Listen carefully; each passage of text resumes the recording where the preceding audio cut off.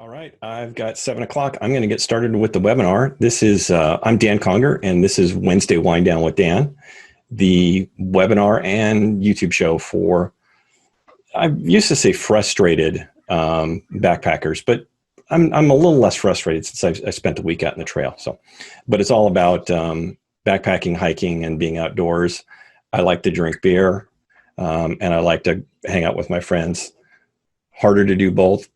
So this is an easy way to do it. So tonight I'm drinking a Modern Times Fortune Islands. It's about as IPA as I ever want to go. So tonight's show's a little bit different.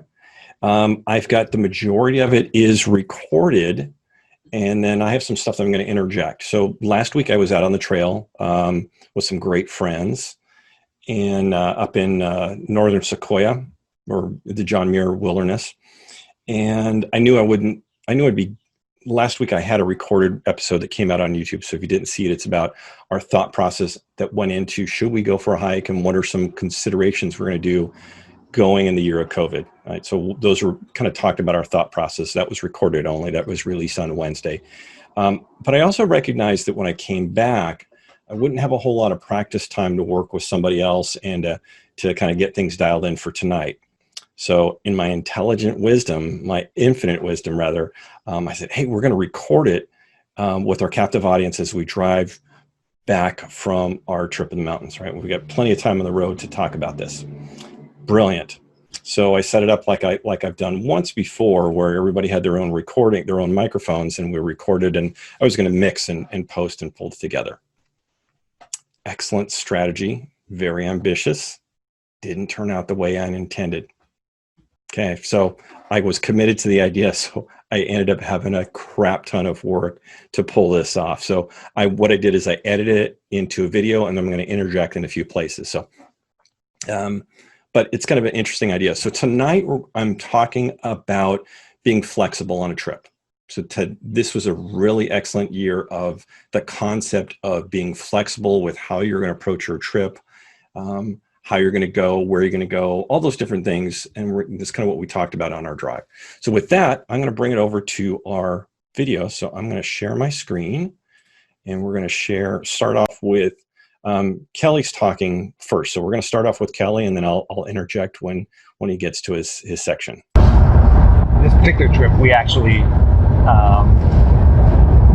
again, we plan our trips, but we never plan them to the absolute T, and it's been like that every year. And this was another year, a perfect example of where we knew roughly where we were going to camp. We didn't really know how the end of the trip would go time-wise and where we'd end up, and so we did things on the fly. Which, a good example of flexibility in this trip was we knew that we had a relatively short day between two beautiful lakes, and I had said I wanted to do the Hell for Sure Pass, which is one that you guys have done in the past.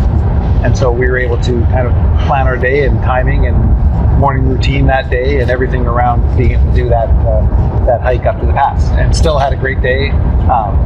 Later that day we actually went off trail and completely found our own way from one destination to the next, which is again a perfect example of flexibility.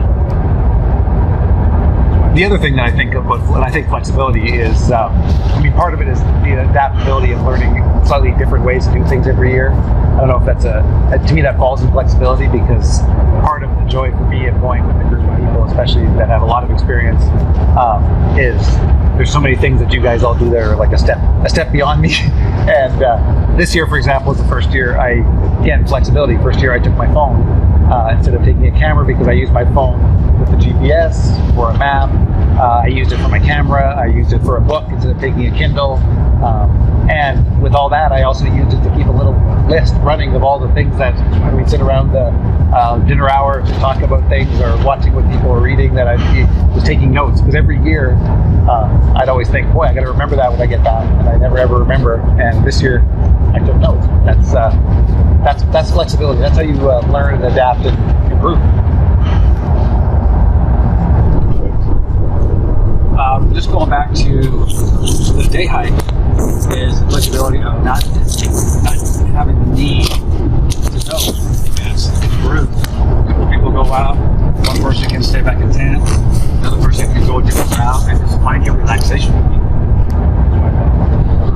that, like, for the flexibility idea was for us to, when we plan the trip for us to be together, and we generally know what we're gonna do and where we're gonna go, but we're not locked in.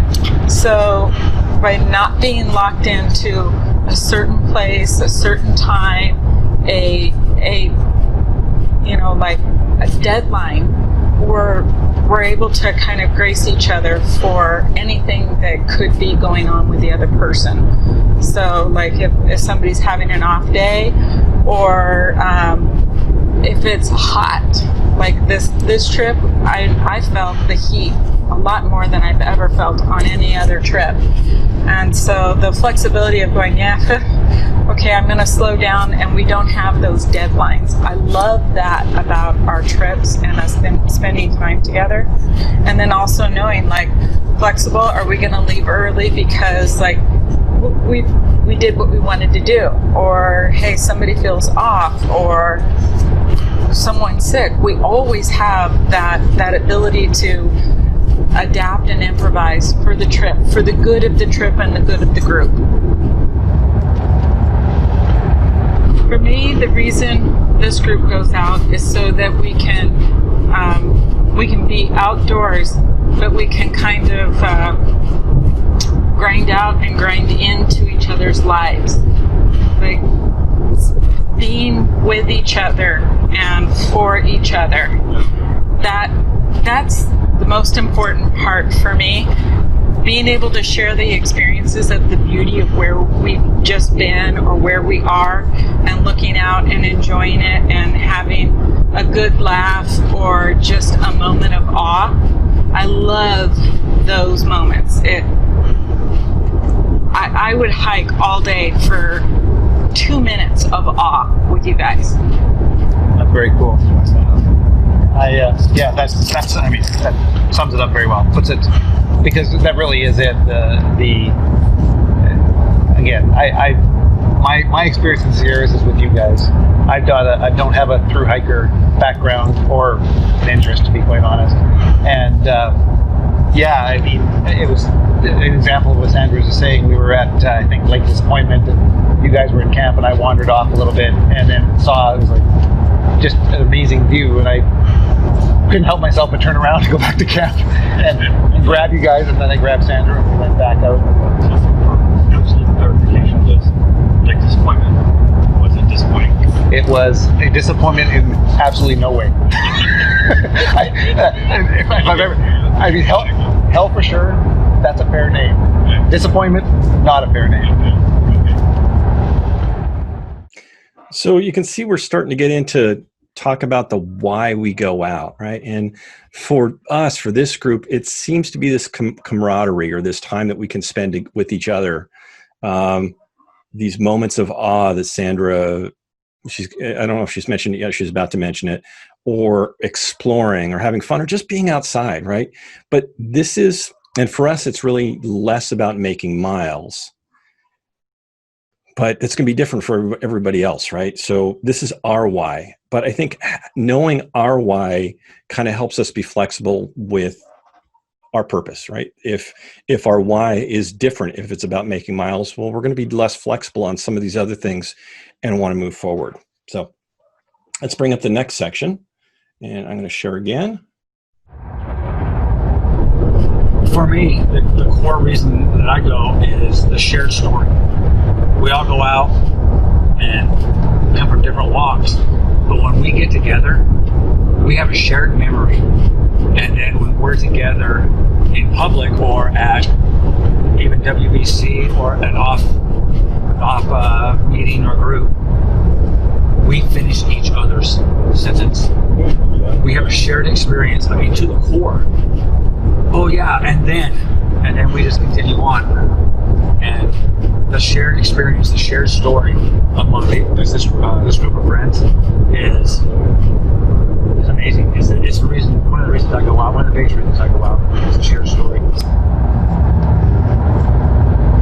Again, you can do when you decide that going from A to B is the journey is more important than the destination. I think we that one day we saw 3 benchmarks on the map and decided that we were going to find all 3 benchmarks, which well, and I think Dan was very skeptical we'd find any, and we found the first one pretty easily, and we were pretty proud of ourselves. And let's just say we batted 1 for 3 for the day. But point was, yeah. But while we were also looking for the benchmarks, we were also looking for a cabin and a gauging station. And in between the cabin and the gauging station, we found the coolest cable car ever. Now, if anybody from PGE is watching this video, we absolutely went nowhere near that condemned cable car. For the rest of you, yeah, we might have done a few photos. It was a lot of fun. The fun part of it is when we group together at a crossing or just for lunch, our plans always change. From that moment on, we'll post out the map, or Kelly's been looking at the phone and the map for a while. Hey, how about? And all of a sudden, anything that we had thought of in the morning is now different. And it's an experience, it's a blast, because I don't know, it just is. Changing directions, changing course of what we thought the day was going to look like. It just adds to the adventure of us.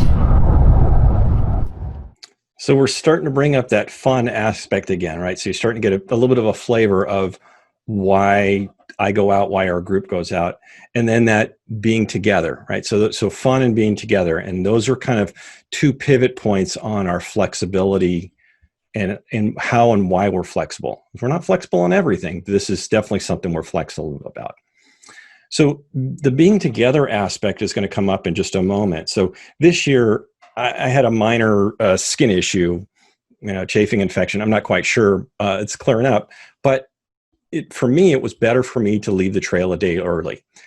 I had no qualms about it. I knew that our group was about being together, and if one person was going to be suffering, that we're okay with leaving the trail. So I didn't feel bad about that. But Rich is going to share a health issue that he had last year on the trip and how it really, dramatically changed the trip. So let's take a look at that one. Last year, a couple days in, I just got sick. I started having some stomach problems, and it became a pretty big concern. And we turned around 3 days into a 7-day trip, and had to come home, call the doctor because there's no cell. And so as soon as we got down to the car, we had to contact the doctor, describe everything, and start taking some medication to calm down the symptoms. And then eventually it led to a medical procedure. But it's something that you have to think about and be aware of when we're out there, because anything can happen. It's not just a medical procedure or a hurt finger. I mean, somebody could get seriously hurt, and what are you going to do? And so the flexibility has to be there amongst our team, all of our friends, of changing course. Because the internal talk, the self-talk, is brutal. If you happen to be the person that the trip changes, and you're just starting the trip and you're just starting the adventure, the self-talk can get brutal. And so my only word of advice on that is listen to the positive pieces of the self-talk. Know that you felt the condition that you're in, you felt the symptoms, or you noticed something, and then you acted. You didn't hide it, because if you hide it, now you're 5 days in. What are you going to do? And it could be much, much worse. The internal shame is one thing, but causing that much of an incident to you, yourself, and the team, and then including rescuers, it's not worth it. Identify it up front, be up front, and that's the lesson that I learned.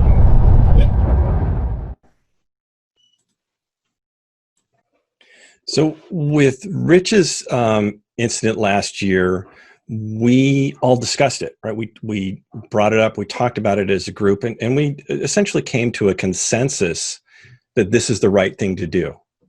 Well, actually, it was a little bit more of 4 of us said, Rich, we need to leave whether you want to or not, but you get the idea, right? So but our group dynamic is such that we talk about most things, that just about everything. We're going to talk about it, come to a consensus, and decide as a group. But that's not always the dynamic with every single group, right? There's going to be some groups where you're the leader and you need to make a decision. And it may not be a popular decision. And Dave's bringing up a really good point that it can be tough to know when it's the right decision to make. But if you're the leader, you have to make a decision, right?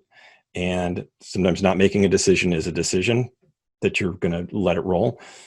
And in Rich's case, that would have been potentially could have been quite disastrous to let that roll. So I felt that as a group, we made a good decision. But if it's a different dynamic, especially if it's your trip and you're inviting other people onto your trip, it's going to be different, right? You can't necessarily do a group dynamic because you may not have the trust or understand these other people as well, right? Now, if I have a really good idea how Sandra's going to think or how Mike's going to think, that's completely different. So know that your group is going to be a little bit different. Okay. We got another section coming up. Let's take a look at that. Just so on the topic of caring and flexibility, probably the biggest change to this year's trip overall, for sure, was the fact that one of our beloved 5 didn't come with us in body, but he came in spirit. and Sandra, maybe you want to talk a little bit about the how much fun we had and the wonderful adventures we had with Flat Mike, because we missed Mike coming with us, and Sandra, maybe you could talk a little bit about the fun that we had with Flat Mike. Flat Mike was so much fun. It wasn't as fun as Full Scale Mike, but he was so much fun because just like having this little thing, it was just like, oh yes, this is, we do this thing, we grind it out with everybody, and having him not with us in person and having just this little token was so much fun because we could have this physical representation every time we thought about him. So when we passed 10,000 feet, we had to celebrate the moment with him, and then just thinking of like what he would say during certain situations, or what he would want to do, or just missing him. It was so hard to miss Mike this year. I kept finding myself wanting to turn to him and ask him or say something to him, and he wasn't there. But having this little token was just like, oh, Mike's with us after all. It was great. I loved it. I had so much fun.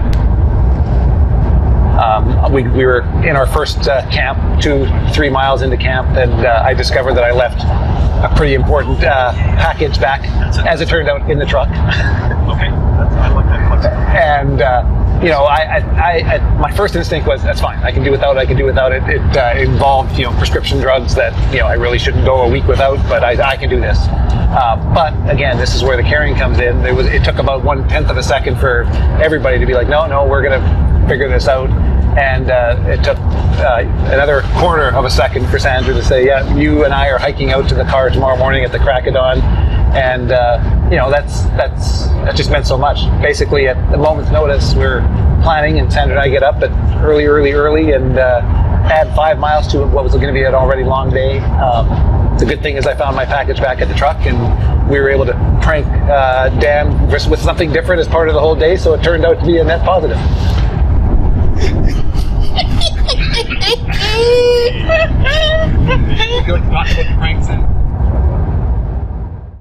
So we're about to get off topic with the prank, but